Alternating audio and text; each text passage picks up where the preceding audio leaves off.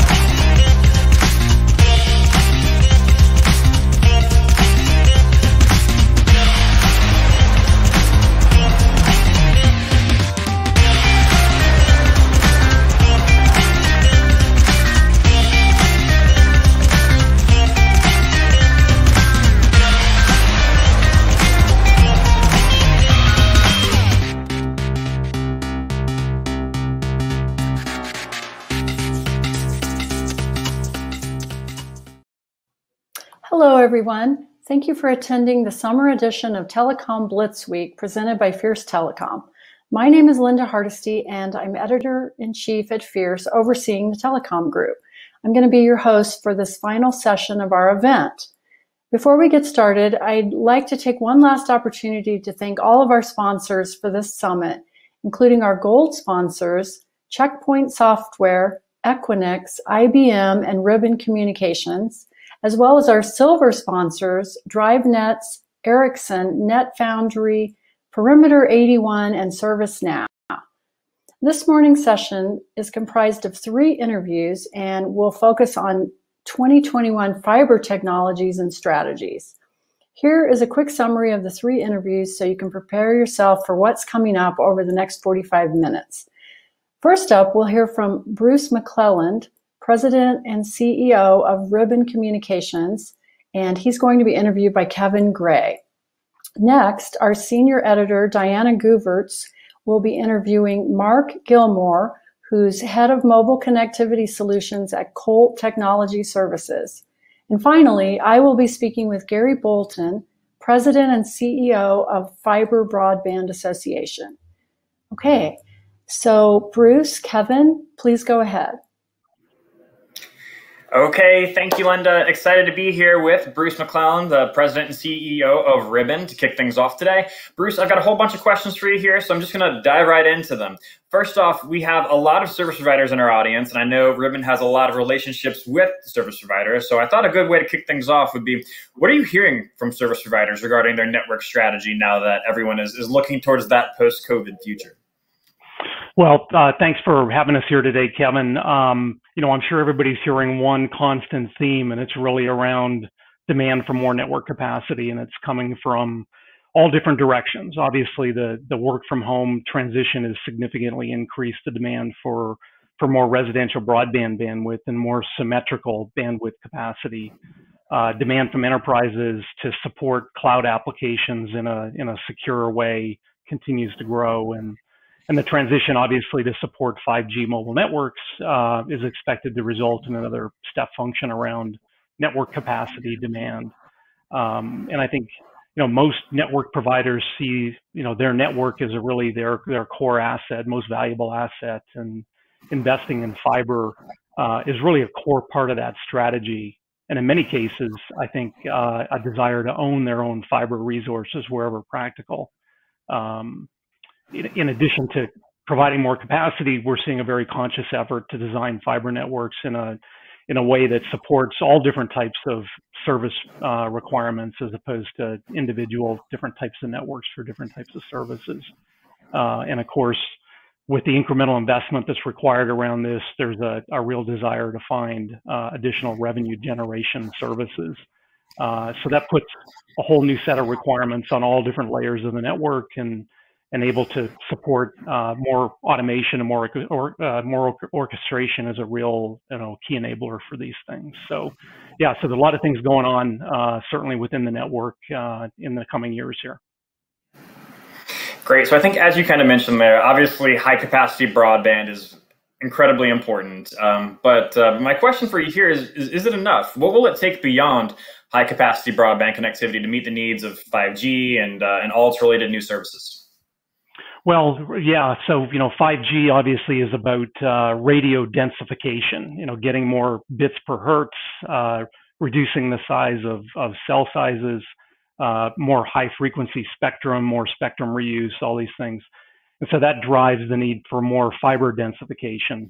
And I think access to fiber infrastructure is a real enabler for 5G. So I think it's a lot more than just the radio portion of the network. You start with providing last mile fiber access pipes. I think that's the essential, first step for connecting these networks. But the focus is also on rebuilding the backhaul and aggregation portions of the network, and the metro IP optical portion as well, to meet these new requirements. So it really drives, a set of requirements and changes throughout the network, particularly around the ability to support more advanced services, things like private networking, which require a different level of performance level guarantees around things like latency and service availability and security. And so I think that's going to drive a need for a more capable and more flexible network architecture, supporting things like network slicing to really be able to differentiate between the types of services that you're supporting on the network.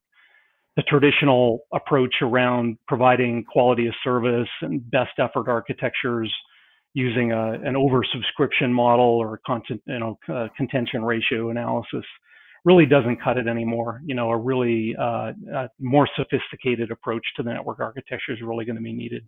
And I think more optimization across multiple layers in the network are really going to drive changes.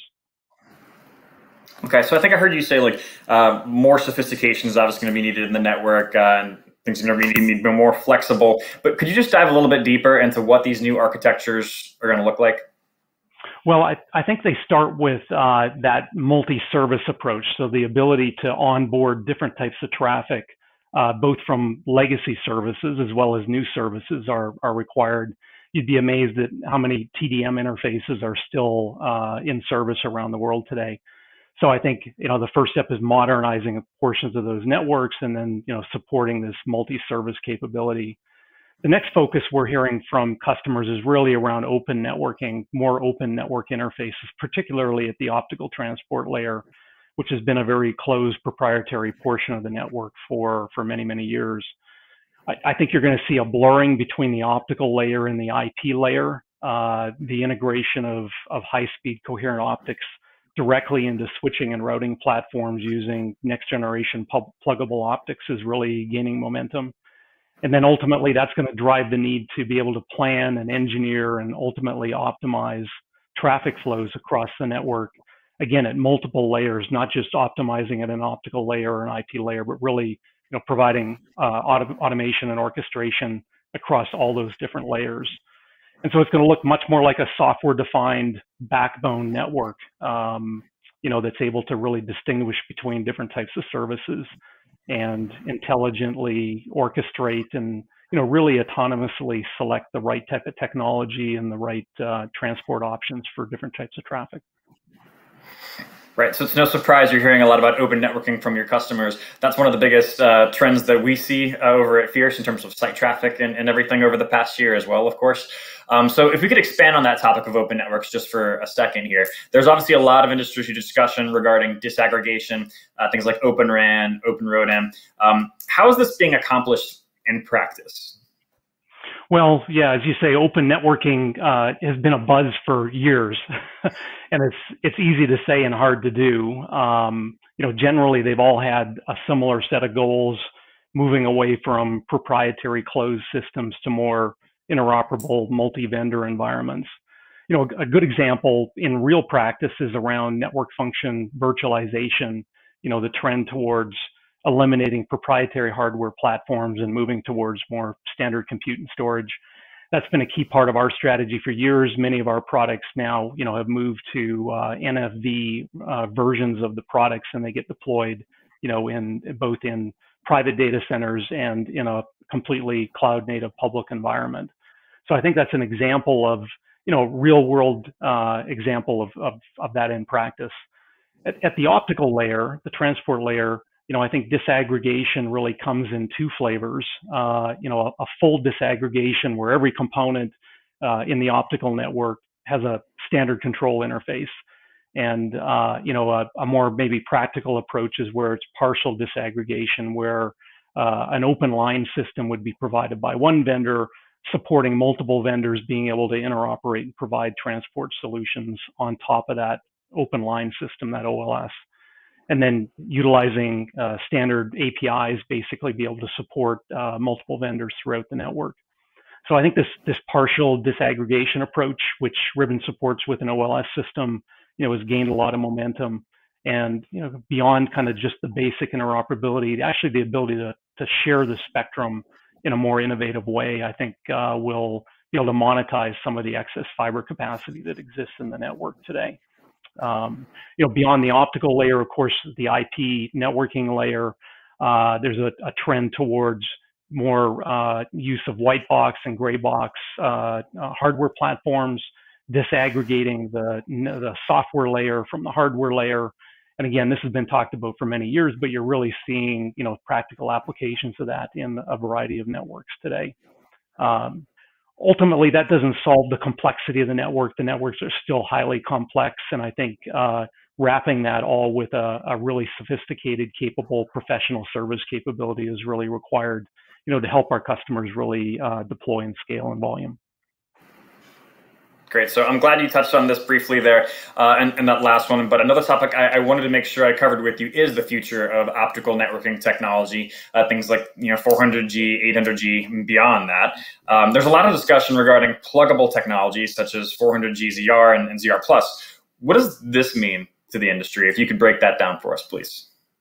Yeah, there's a lot going on in the technology evolution, and most of the headlines typically are around speeds, 600 gig, 800 gig, 1.2 terabit, et cetera, and that seems to capture most of the headlines. But really, what's important is very cost-effective transport of 100 gig client speeds, evolving to support 400 gig client speeds. And that's over, short distance for data center interconnect as well as for long haul transport applications. But fundamentally, that's really what's key is how can you really efficiently and cost effectively transport 100 gig pipes across the network. And so the industry's really embraced this concept of a standard 400 gig lane within the network. And until recently, this was done with proprietary embedded monolithic optical module solutions.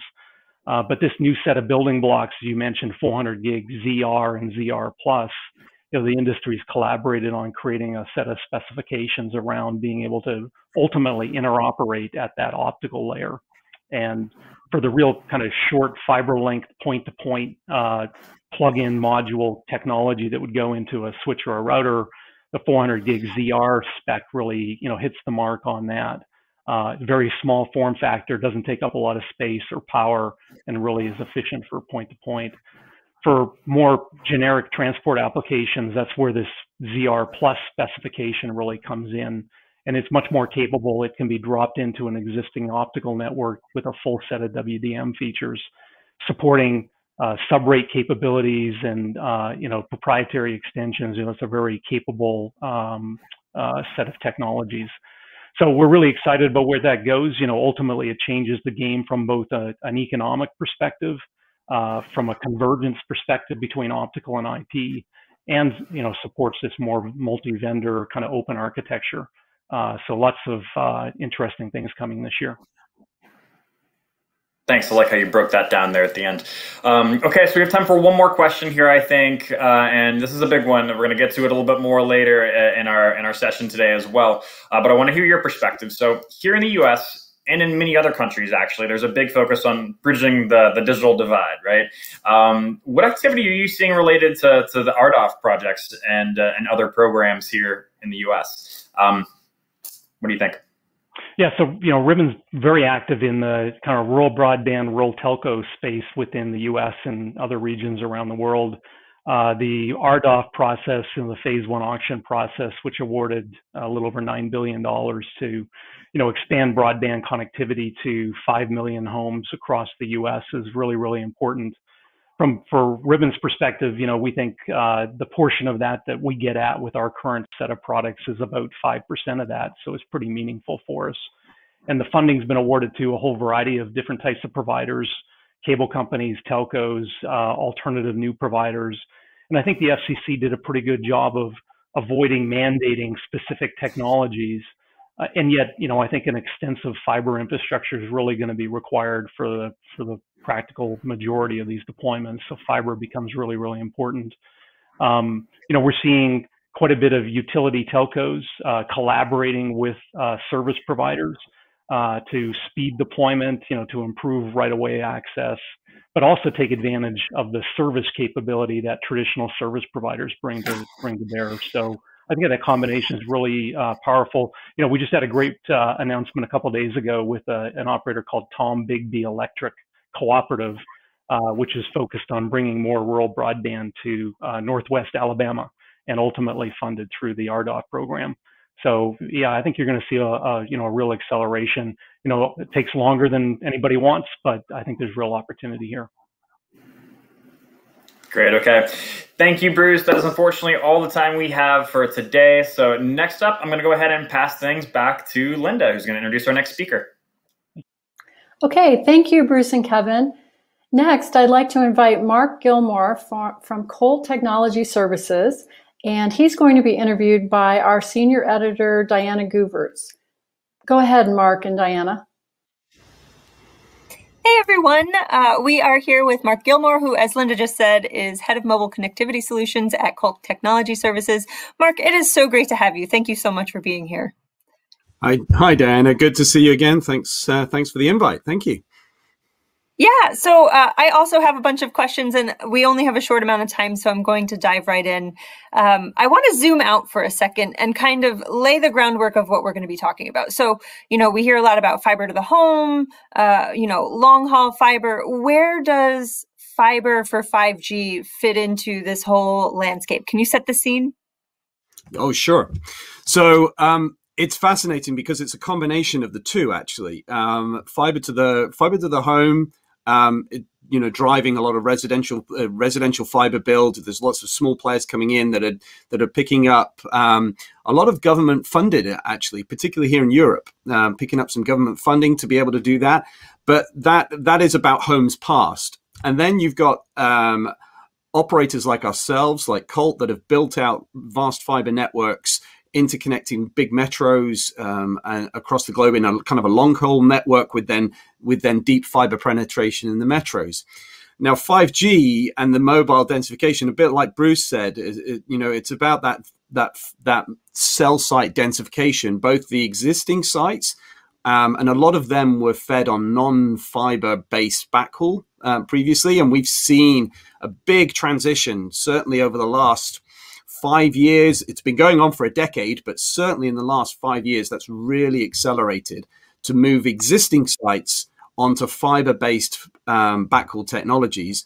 And then there is that densification coming with new sites or with additional macro sites, the big tower sites, or then with smaller locations, and then and then introducing things such as CRAN, cloud-based RAN, or centralized RAN, depending on your take.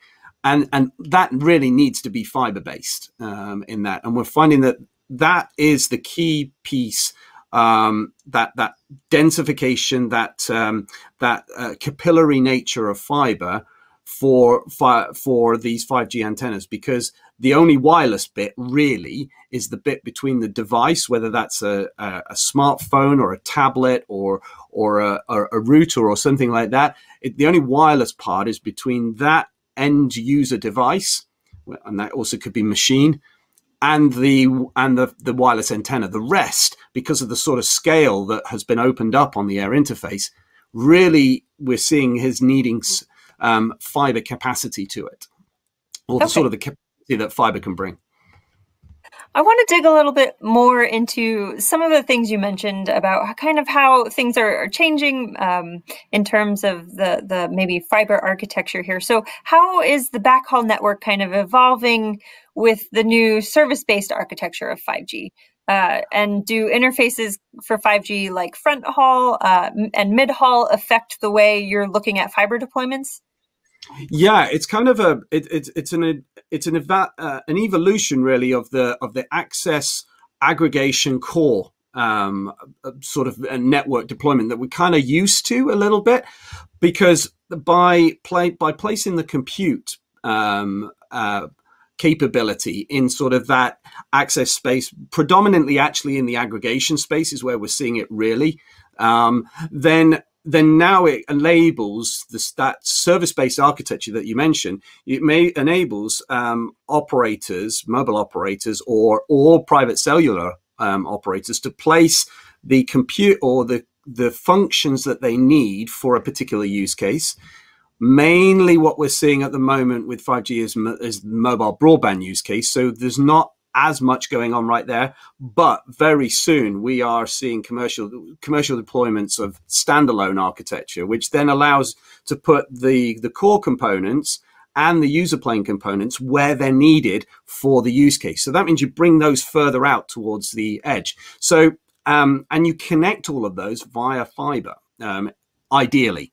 And so then what that means for players like us is, previously, we were building fiber networks to serve an enterprise community, the central business district.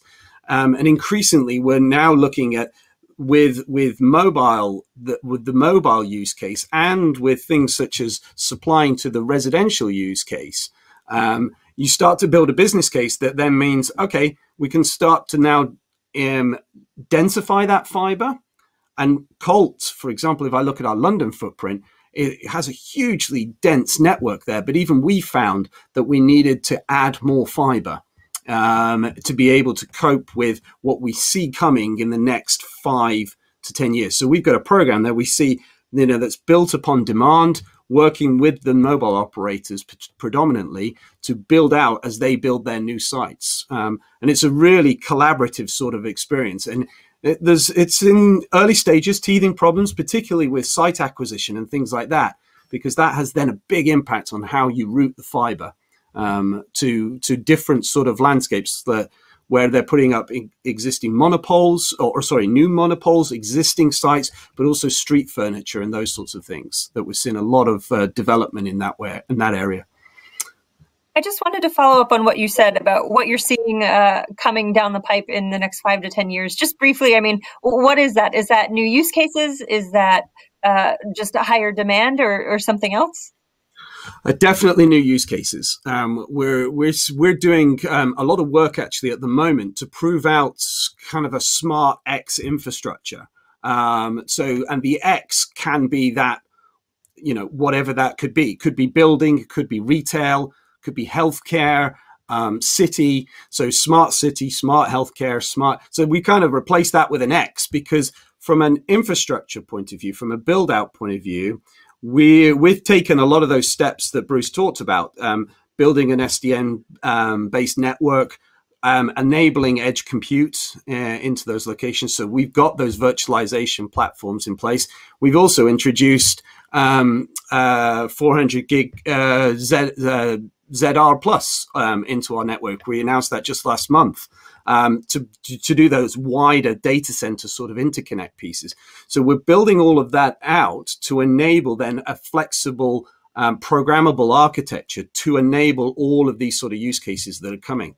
So we've done we're doing a very big proof of concept kind of pilot work that we're working with a real estate company, very innovative real estate company based out of France, where we are looking at what are those use cases that start to make sense. So not just from a technology point of view, but also from a business point of view. Because others are working in the industry domain. That's not really our sweet spot. Our sweet spot is kind of that central business district area. So we've been looking at that. Are there use cases that start to pop out of that? Really fascinating, particularly the work on hybrid workforce as well that we've seen as a result of the pandemic. Like for me, I'm working from my garden shed right now. Yeah. Well, maybe not the garden shed, but I think we're all at home right now. I wanted to follow up also on some other trends that have been going on. I mean, what's the difference between Cloud RAN and virtual RAN, and how does that affect the way you're planning fiber deployments? Does it affect them at all? It affects it, to a degree. It's about placement for us. It's about placement of the cloud edge infrastructure. And then really being able to put cloud native applications into that space. I kind of mentioned it earlier. We're seeing that more happening at the network edge right now, rather than right at the customer edge, or right at the, if I was thinking of in the RAN architecture, the centralized unit, definitely we're seeing a lot of movement in that in terms of a virtualized infrastructure and cloud-based, real proper cloud native applications. The distributed unit is coming, and we've seen early applications of that. We're working with a couple of partners who have got some early applications of that. The question is about, from my point of view, and they can answer probably a bit better on this, is about how that scales. But we're seeing a real application there in private cellular, for example, because you can scale the 5G applications or the cellular applications and that cloud-based architecture to right size for the end use case. So we're seeing a lot in that. The whole question about cloud versus vRAN versus centralized RAN, that's probably a bigger topic. I'm going to avoid that one and say that's probably a bigger topic for the time we've got left, actually. Okay. Yeah, as you mentioned, we do have limited time. I wanted to try to touch on a couple more things if we can. One of those is integrated access backhaul. I mean, you mentioned fiber is the ideal choice, but Are you using integrated access backhaul? And if you are, or just generally, what are the challenges associated with that? Colt individually, we're not using IAB because that would come from a radio provider. But I definitely see applications for it, because with the best will in the world, we'd love to fiber everything, but realistically, it doesn't cost it in that instance. So as we see the network become denser and denser, and where we in Europe, we haven't seen the real deployment yet of the high band spectrum that is available in the US. When that comes into the central business district, for example, I can see a real valid application of using IAB, partitioning some of that spectrum, there's a lot of that spectrum available. Makes a lot of sense to be able to partition some of that to be able to use for hop backhaul until you get to the point where you've got a fiber node, as it were, to then bring the whole lot back. So I really see some benefit in that. Less likely definitely not in the low band, mid band potentially, but that spectrum is quite expensive and quite scarce in comparison. So that's the trade-off that has to be made by spectrum holders. I want to try to sneak in one last question, and that's kind of around rural deployments. I know you had talked a lot about urban deployments that you were working on in London. Is fiber feasible for rural deployments? I mean, obviously, you've probably heard of RDOF in the US. We're trying to push fiber as far out. Is it feasible? Is it cost effective? And are there any things that could make it more so? Yes, it is feasible. It requires industry to come together because it's a difficult ask to ask private entities to be able to do that on their own when the business case struggles. It needs to be brought together with multiple parties. It's a true opportunity there for ecosystem sort of development. The question there, all the entities have to be grown up about how they do it. And we are seeing initiatives across the globe. Actually, there's one very similar in the UK. We saw the same in Germany about being able to bring fiber and also cellular connectivity to those rural environments, those not spots, white spots, as it were. So, and it's critical to kind of getting rid of that digital divide. And digital poverty, I suppose, that's seen and has become really evident in the last 16, 18 months that we've experienced this working from home type of thing. We all know that instance where we've seen failures in our broadband systems, for example, and we know the impact. I think we've become tolerant of it, but I'm not sure that we can remain tolerant of it in the longer term. Excellent. Well, Mark, that seems like a good place to end. Thank you so much, and I will pass things back over to Linda. Okay, thank you so much, Diana and Mark. Appreciate that. Next, I'd like to introduce Gary Bolton. He's the president of the Fiber Broadband Association. Hi, Gary. Hey, Linda. How are you today? I'm good. It's nice to see you here. Thank you for being here. All right, so let me just jump in. There have been a lot of announcements in the U.S. about increased fiber builds. For example, AT&T has recently announced that it's planning to more than double its fiber footprint to 30 million customer locations by the end of 2025. Windstream revealed that it wants to hire 1,000 new workers this year to support its 5-year, $2 billion fiber expansion. So it's hot times in fiber for sure. Do you think that these goals are feasible in the United States, given our current supply chain issues and also our labor shortages? Well, as you mentioned, Linda, we're at the beginning of a major fiber investment cycle. Definitely here in the U.S., but you also see in the U.K. and across Europe. Coming out of the pandemic, I think it's pretty clear that broadband has gone from being entertainment to mission critical. And so, I think what's great is the president really gets it and is looking to, get fiber to every American. And so, with all this fiber, so we're definitely, there's over $350 billion of bills and infrastructure packages for fiber deployment on the Hill right now.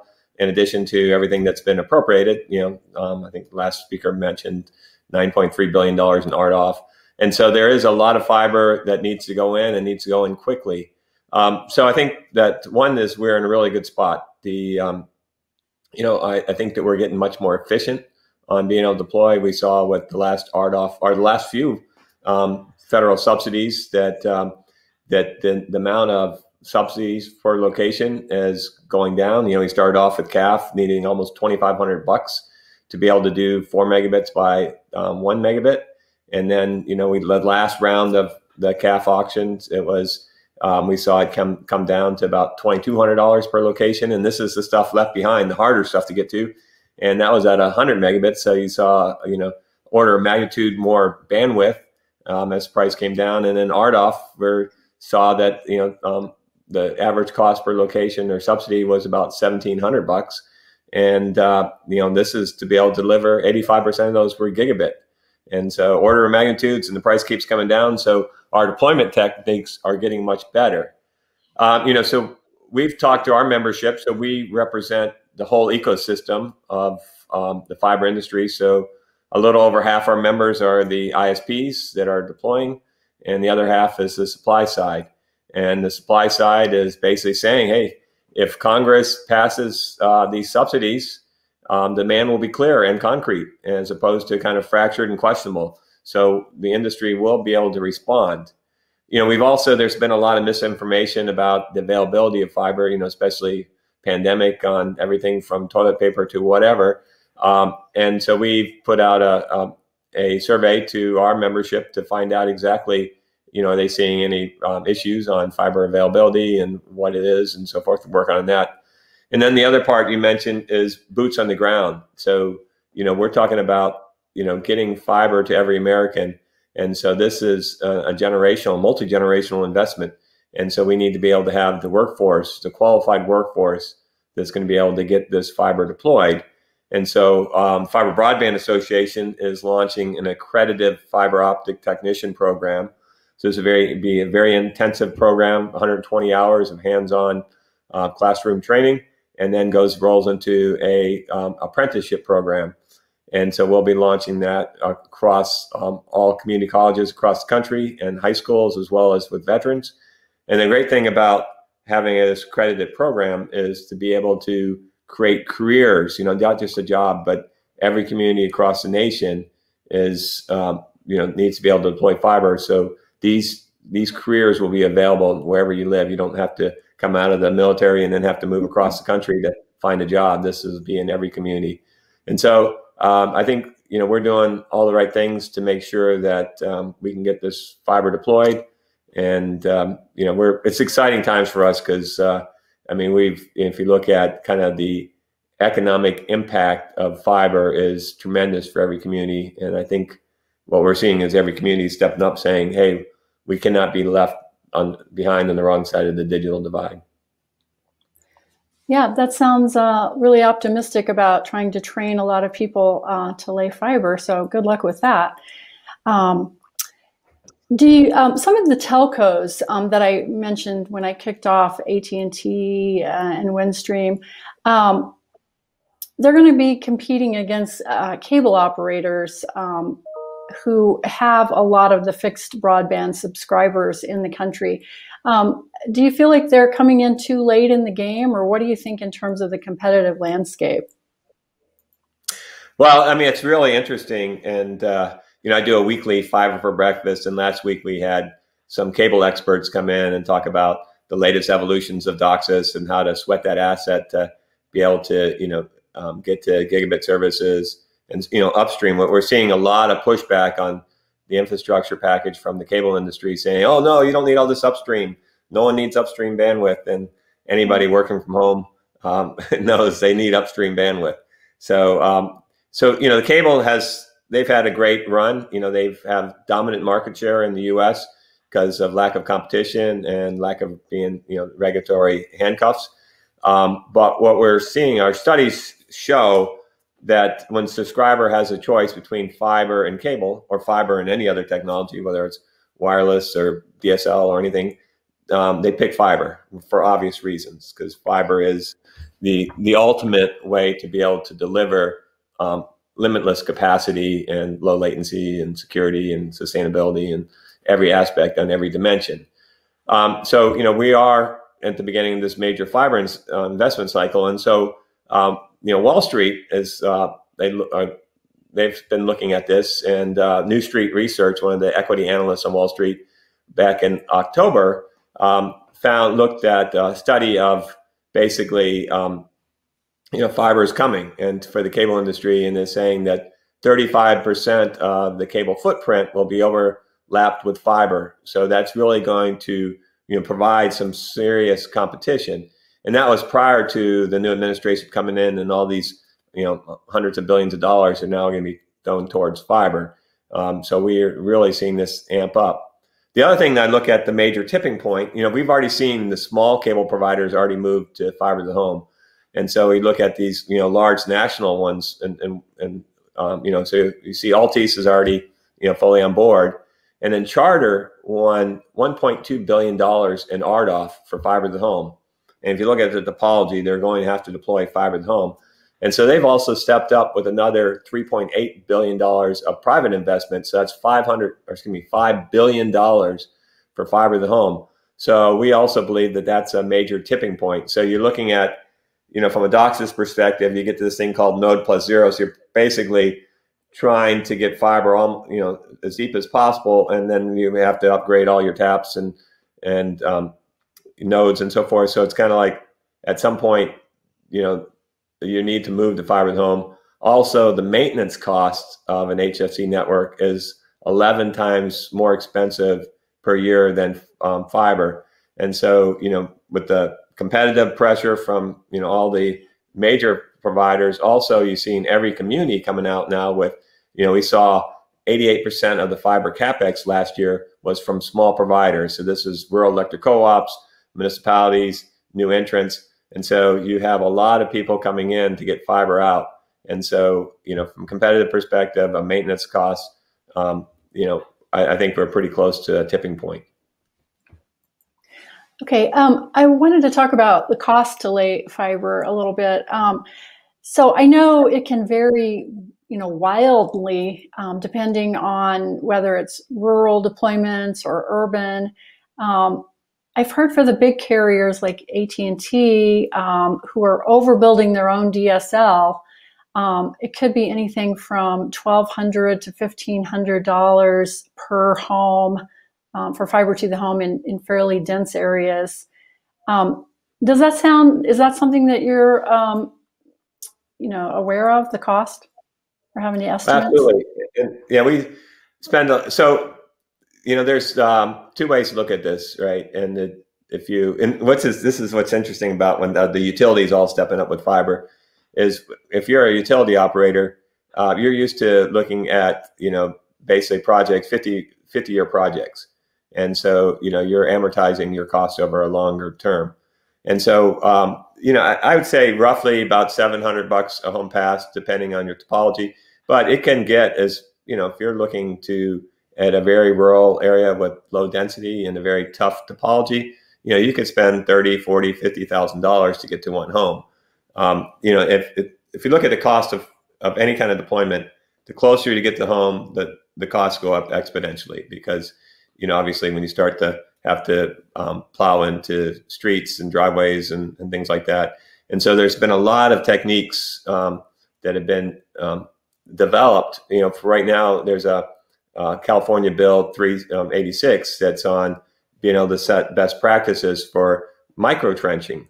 And so being able to just take a little gap between the curb and your asphalt and be able to put in a little micro trench, you'll be able to. So we want to be able to standardize on these techniques so that we can have a standard process and be able to accelerate that. At the end of the day, though, 85 years ago, Congress and FDR passed a bill that provided the Rural Electrification Act, and that's to be able to get the power to every American. And I mean, that was 85 years ago. And if you can get a power cable to a house, you're sure as heck 85 years later can get a fiber optic cable. And so it's crazy for anybody to say that's not possible, because we've already done it. And can you imagine if FDR had said 85 years ago that, well, some of those hard to reach places, we'll just drop a generator off, or, maybe we'll pull an extension cord, or we'll do something, but, we're going to leave people with bad power here and people that have good power, and be able to determine, what kind of quality of life you have based on your census block. That's crazy. So the other part of this is we really can't afford not to. If we look at broadband, it's not just connectivity. We really look at it as economic development. It's jobs. When Chattanooga put in their fiber project, we went back and studied that, and that delivered 9,500 new incremental new jobs and $2.7 billion in economic impact. We looked at, in Lafayette, Louisiana, when LUS Fiber put in, that was a community that was kind of lived or died by the oil industry. And then with fiber, they were able to diversify their economy and have economic diversity. So now they have stability. We also look at smart grid modernization. So fiber is something you can actually build on to be able to reduce power outages and have more power efficiency. And then also future services, things like 5G. You don't get 5G without fiber. So if you're not putting fiber in, you're not really putting the foundation in for a future. Yeah, good reminder on Chattanooga. I mean, they did that quite a long time ago. So they're a good role model for others, and it's really helped their city. let me try and get in just one more question here. So LTD Broadband was the company that won the most RDOF funds in the December auction, and now it's kind of run into controversy because its CEO says that it's going to be easy to lay fiber in rural areas because you don't have so much existing deployed infrastructure. But even some of the electric co-ops are saying they don't feel like that's accurate because it's hard to get to rural areas. I just wonder what your thought was. Well, I mean, that's one of the challenges of the RDOF auction is the vetting is after the awards have been put out. So you had a short form, which basically was a very cursory vetting to get in the auction. And then they award, $9.3 billion. They had $16 billion to spend. And we did see some bidders come in that really lowballed. And we saw things come in down to 1% of the budget. And so, that's a challenge that you now are looking to see if these companies that have been awarded have the wherewithal to deploy. So unfortunately, I don't think that LTD Broadband has much experience in deployment. But I know what I do know is that, all Americans should not be relegated to the wrong side of the digital divide based on their zip code or census block. And we certainly saw from the RDOF auction that, rural electric utilities, the one thing that's awesome about rural electric utilities is they are very community based. If you ever spend any time with the general manager of a rural electric co-op, you go have lunch and everybody in the restaurant knows their name. You go to the ball game, everybody on the ball field knows their name. And so they're not sitting there looking at a propensity to spend and trying to figure out, where do I deploy? Their neighbors are going to let them know if they don't have the broadband they need. And so they're highly motivated. So they are very much looking at, how do I take care of grandma and let the grandkids come visit her because they want to be able to have internet? Or how do I get kids that have moved away and gone to college? How do I get them back so they can do a Silicon Valley job from a rural community? And so I think it's we certainly have proven with electricity that we can do this job, and I think we have the capex to be able to do it. And if we did it 85 years ago, I think it's pretty easy to do today. Yeah. Okay. Well, I've gone over time, but I could ask you a lot more questions. But thank you so much, Gary. It's nice to meet you, and I'm glad that you could participate. So I just want to thank everyone for attending the final day of our Telecom Blitz week, presented by Fierce Telecom. And thank you to all of our speakers, as well as our sponsors, for their support. We look forward to seeing you at another Fierce event soon.